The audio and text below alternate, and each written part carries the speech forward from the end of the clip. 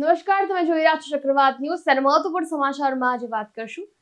પનવેલ શહેર અને ખડકપાડા પોલીસને સંયુક્ત સફળતા મળી છે. માસ્ટર ચેઇન સ્નેચર પકડાયો છે. ઘટના સીસીટીવીમાં કેદ પણ થઈ છે. તો નવી મુંબઈના પનવેલ શહેર પોલીસ સ્ટેશન અને ખડકપાડા પોલીસ સ્ટેશનની સંયુક્ત ટીમે આંબેવલીમાં ઈરાની કોલોનીમાંથી એક માસ્ટર ચેઇન સ્નેચરની ધરપકડ કરી છે.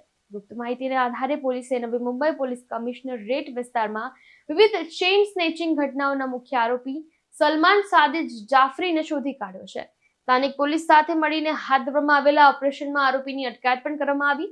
આ ધરપકડથી નવી મુંબઈમાં ચેઇન સ્નેચિંગના અનેક કેસ ઉકેલાઈ જવાની હવે અપેક્ષા છે અને પોલીસ હાલમાં વધુ તપાસ કરી રહી છે.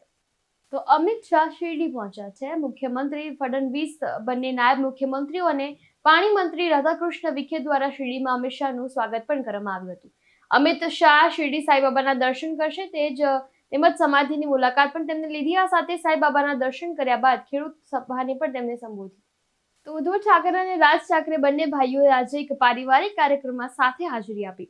ઠાકરે ભાઈઓએ શિવસેના સાંસદ સંજય રાઉતના પૌત્રના નામકરણ સમારોહમાં હાજરી આપી હતી. તો આ જન્મદિવસની પાર્ટી બીકેસીમાં MCA ખાતે યોજાઈ અને ઉદ્ધવ ઠાકરે, તેમના પરિવાર, રશ્મિ ઠાકરે અને આદિત્ય ઠાકરે, આ સાથે રાજ ઠાકરે, શર્મિલા ઠાકરે સાથે આ કાર્યક્રમમાં હાજર રહ્યા. સતીશ સોની સાથે ચક્રવાત ન્યૂઝ, મહારાષ્ટ્ર.